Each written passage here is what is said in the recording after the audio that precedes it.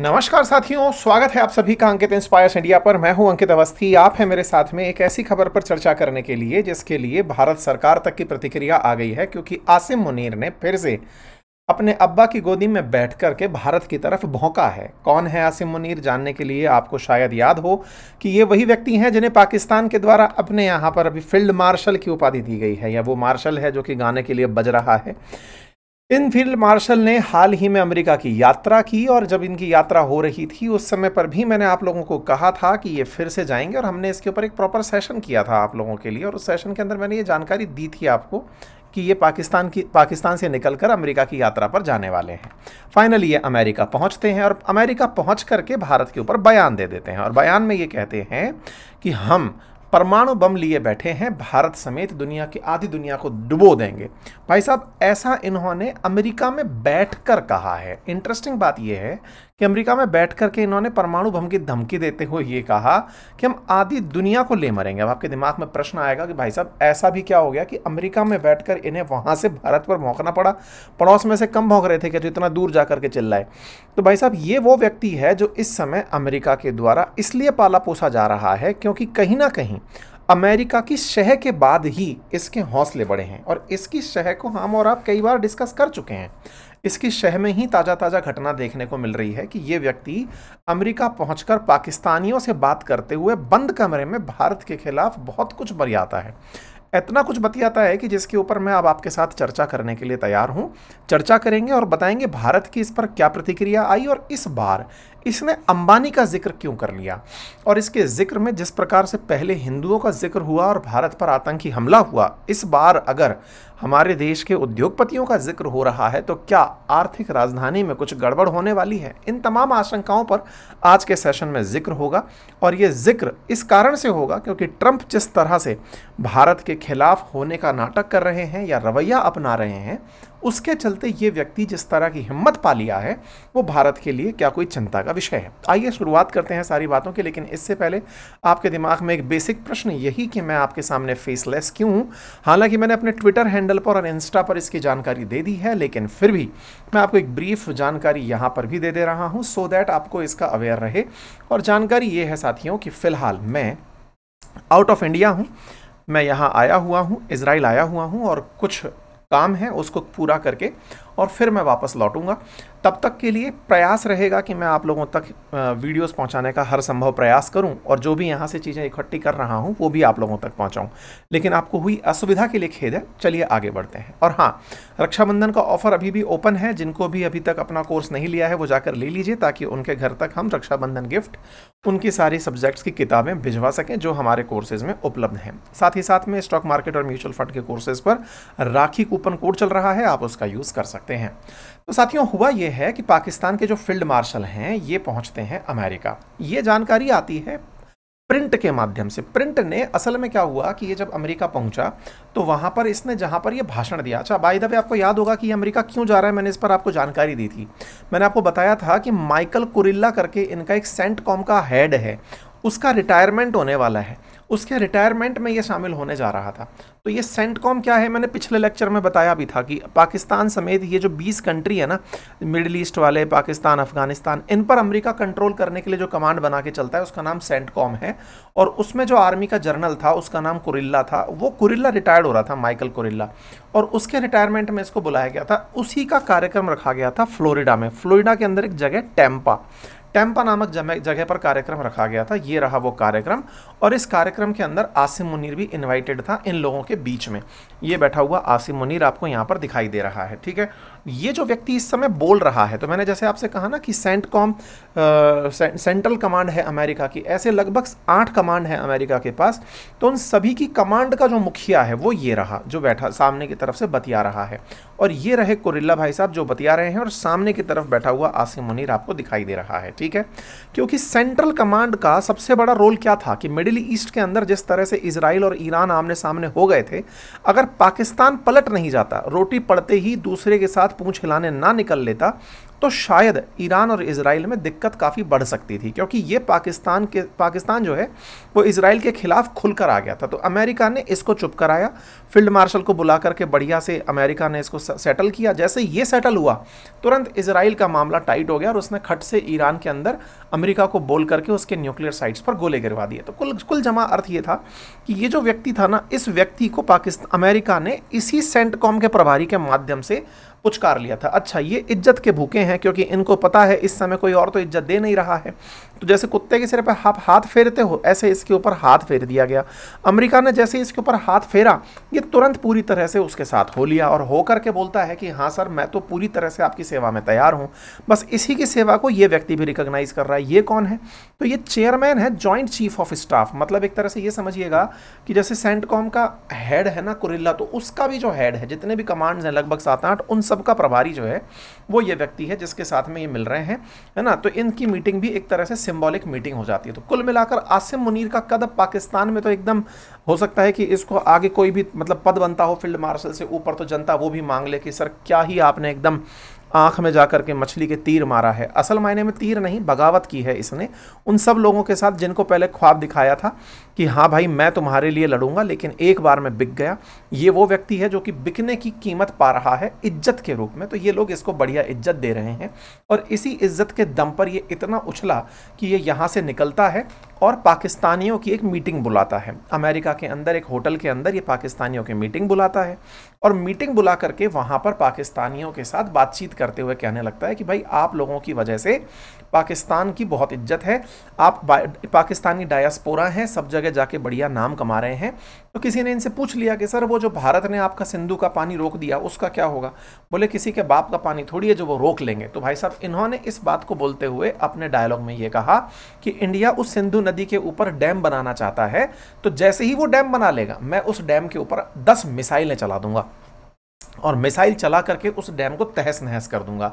और हम लोग न्यूक्लियर बम लेकर बैठे हैं, अगर हम डूबे ना तो हम 10 देश मतलब आधी दुनिया को और लेकर डूबेंगे। इस तरह से इनके जो बयान थे ये किसी ऐसे ऑफिशियल पर जाने वाले बयान नहीं है जिन्हें पाकिस्तान अपनी तरफ से फील्ड मार्शल कहता हो, यानी कि इसकी पॉलिटिकल एस्पिरेशंस जो हैं वो उजागर होती हैं। और जिस तरह के ये बयान दे रहा है वो बयान बेसिर पैर के बयान हैं, जिनकी वजह से आप अंदाजा लगा सकते हैं कि पॉलिटिकल माइलेज के लिए दिए जाने वाले बयान हैं। यहाँ बैठ कर के ये भारत की परेशानियां गिनाने लगता है कि देखो सिखों के साथ भारत क्या कर रहा है, कुलभूषण जाधव का केस कैसे हुआ, भारत के जो लोग जाकर कतर में फंस गए थे। तो भारत का एक तरीके से भारत के खिलाफ अमेरिका को मोर्चा मतलब मंच बना करके भाई अमेरिका में बोलूंगा तो बात वैलिडेट करेगी, तो वहाँ से ये भारत के खिलाफ बोलना शुरू होता है। फिर इस तरह से बोलते हुए कि भाई देखो हमने पहले भी कहा है कि पाकिस्तान के लिए कश्मीर जो है वो कोई मतलब मुद्दा नहीं है, इंटरनल मुद्दा नहीं है, ये एक इंटरनेशनल मुद्दा है और हमें उसको हर मंच पर उठाना है। तो कुल मिलाकर के ये अपने बयान में भारत को धमकी देते हुए कामयाब होते हैं अमेरिका में बैठ करके। अच्छा ये बात हमारे लिए भी, वैसे तो ये एनी डे कुछ ना कुछ बोलते ही रहते हैं, इन लोगों के तो काम में ही ये है वो पाकिस्तान की जनता को भुखमरी से निकालने के लिए भाषण का आंसर दे दो, अचार चटा दो। लेकिन कुल मिलाकर हमारे लिए बेकार बात यह है कि ये अमेरिका में काम हो रहा था। हालांकि जिस जगह ये मीटिंग हो रही थी उसके बारे में कहा गया था कि किसी भी व्यक्ति को वहां पर लैपटॉप, मोबाइल फोन, आइडिया कुछ भी ले जाने की अनुमति नहीं थी। लेकिन उनमें क्या था कि एक आदमी इजरायली था बैठा हुआ था जो, तो वहां से क्या है अखबार वालों ने अपनी जानकारी निकाली और निकाल करके उसके जो स्टेटमेंट्स हैं ना वो पब्लिक हो गए। और ये पब्लिक हुए स्टेटमेंट इस समय देश की मीडिया में तो छाए हुए हैं ही, सरकार ने भी इसके ऊपर प्रतिक्रिया जता दी। मतलब ये बात ऐसी हो गई अब कि इस व्यक्ति के बयान को चाहे इसने कितना ही छुपाने का प्रयास किया हो वो पब्लिक हो गई है, ठीक है। तो इसकी धमकी को अब पूरी दुनिया उठा रही है कि ये कैसे संभव है। मतलब अमेरिका एक तरफ दुनिया में शांति की बात करता है और दूसरी तरफ अपनी गोदी में बिठा करके पाकिस्तान जैसे भौंकने वाले नेशन को उठाकर इस तरह की अनुमति दे देता है कि जाओ बेटा बोल लो जो तुम्हें बोलना है। इस प्रकार का जो रिमार्क है ना ये भारत को बिल्कुल भी रास नहीं आया। आपको याद होगा इंडस वाटर ट्रीटी का हमने उस समय पर पानी रोक दिया था इंडस का। आपको दोनों देशों के बारे में मालूम होगा कि 3 नदियां CJI यानी कि चेनाब, झेलम और इंडस, इनका पानी पाकिस्तान को और रावी, व्यास, सतलज का पानी भारत को मिलता है। और दोनों देशों ने भारत की थोड़ी सी मतलब हमदर्दी कहिए या भारत की नरमी कहिए, जिसके चलते भारत ने इनको परमिशन दे दी थी कि आप इसका मैक्सिमम पानी यूज़ कर सकते हैं। अभी जब ये ऑपरेशन सिंदूर से पहले जब इन्होंने पहलगाम पर आतंकी हमला किया उस समय हमने इन नदियों का पानी अपने साथ लेने का प्रयास कर लिया। मतलब हमने कहा कि अब इस पानी को हम यूज़ करेंगे, हालांकि पानी एकदम रातों रात मुड़ नहीं सकता, तो अब हम इन पर डैम वगैरह बना करके अपने अंदर इंदिरा गांधी कैनाल जैसी नदियों के माध्यम से या अपने इंटरनल रिवर सिस्टम के अंदर उसका यूज़ करेंगे, ऐसा भारत ने प्रयास किया। आपको ध्यान होगा पहलगाम टेरर अटैक के अंदर भारत ने जो सबसे पहले प्रयास जो किए थे वो यही थे कि इनका पानी रोक दो। और ऐसे ही पाकिस्तान पर भारत का बयान हमेशा यही रहा था कि खून और पानी एक साथ नहीं बह सकता, अगर तुम हमारे यहाँ खून बहाओगे तो हम तुम्हारे यहाँ पर पानी नहीं बहने देंगे। अब चूंकि पाकिस्तान में इस पानी का बड़ा रोल है, फिलहाल तो मानसून चल रहा है तो इसलिए ज़्यादा ये चिल्ला नहीं रहे हैं, जैसे ही गर्मी का प्रभाव और बढ़ने लगेगा पाकिस्तान की फसलों को पानी की ज़रूरत होगी और उस समय पर ये और बौखलाने लगेंगे। क्यों? क्योंकि कहीं ना कहीं पाकिस्तान सिंधु नदी के पानी के किनारे ही बसा हुआ देश है। ऐसे में इसका ये जो बयान है ये बहुत ज़्यादा मायने रखता है। अच्छा, एक और जानकारी मैं आपको देता हूँ और वो ये है कि सिंधु पर बोलते बोलते इन्होंने भाई साहब एक और मतलब वो छेड़ दिया, और वो क्या था, इसने यहाँ पर एक नाम यूज़ किया कि 120 फ्लोरिडा मेंबर्स पाकिस्तानी डायस्पोरा के बीच में दे रहा था। यहाँ पर इसने अपनी तरफ से लाइन बोलते समय अंबानी के ऊपर एक बयान दे दिया और कहा कि एक ट्वीट करवाया था विद सुरहफिल and picture of industrialist Mukesh Ambani to show them that what will do the next time. अच्छा, कहानी क्या है मैं आपको थोड़ा सा याद दिला दूं। असल में ये पूरी तरह से आसिम मुनीर इस तरह बयान दे रहा है जैसे ट्रंप इसके साथ हो चुके हैं और उन्हीं के बयान के आधार पर ये बयान दे रहा है।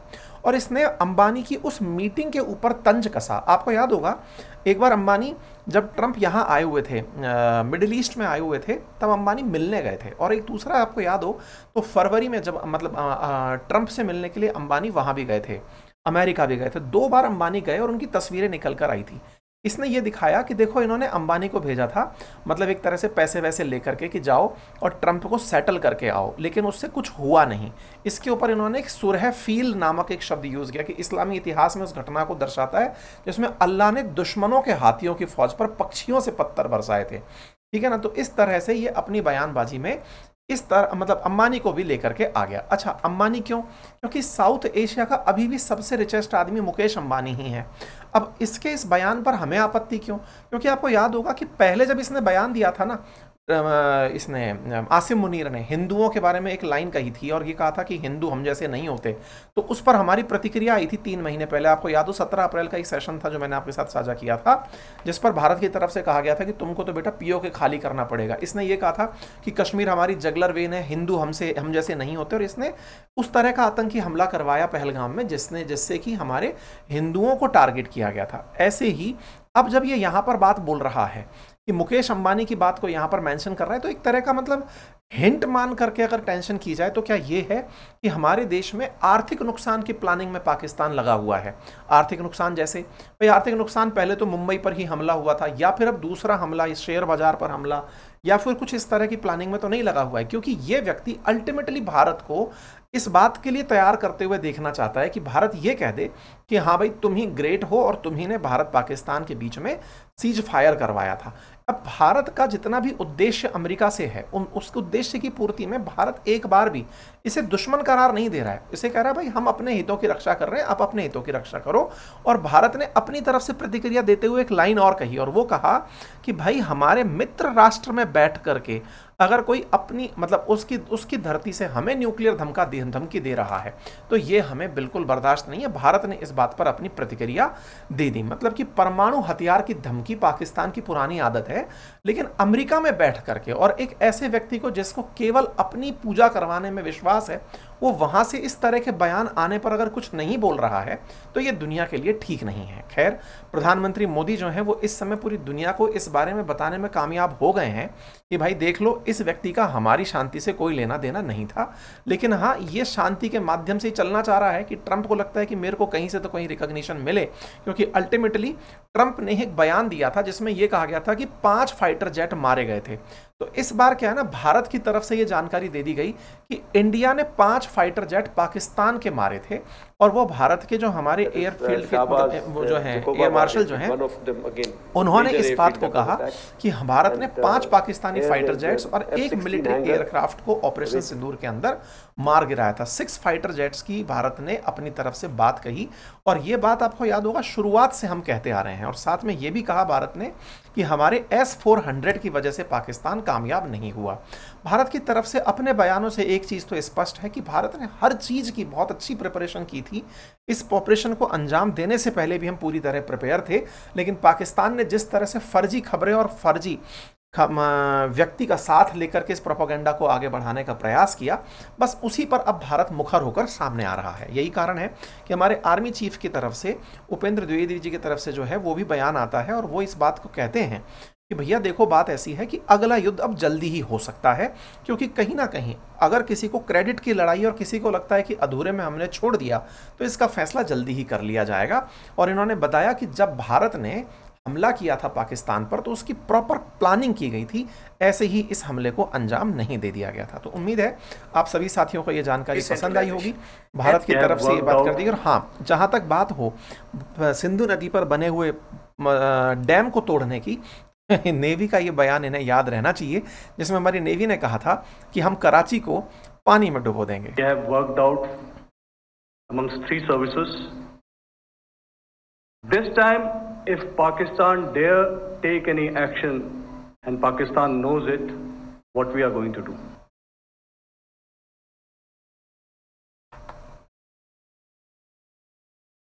तो पाकिस्तान का होगा यही कि कराची को समुद्र में डुबो दिया जाएगा। तो आसिम मुनीर, बयानों से पीछे आओ, अब हमारी एयरफोर्स, मिलिट्री और नेवी तुम्हें अपनी तरफ से जवाब बढ़िया से देने के लिए तैयार है और दे भी रही है।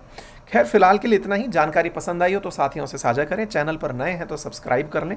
बाकी अंकित इंस्पायर्स राजस्थान के लिए हमने एक ट्विटर हैंडल भी बनाया है, अगर आप राजस्थान की खबरों को वहाँ पर अपडेट रहना चाहते हैं तो आप उसे भी फॉलो कर सकते हैं। रक्षाबंधन ऑफर अभी लाइव है, जिन्हें यूज़ करना है वो यूज़ कर लीजिएगा अपनी पाठशाला और बातें बाजार की एप्लीकेशन पर। Thank you so much.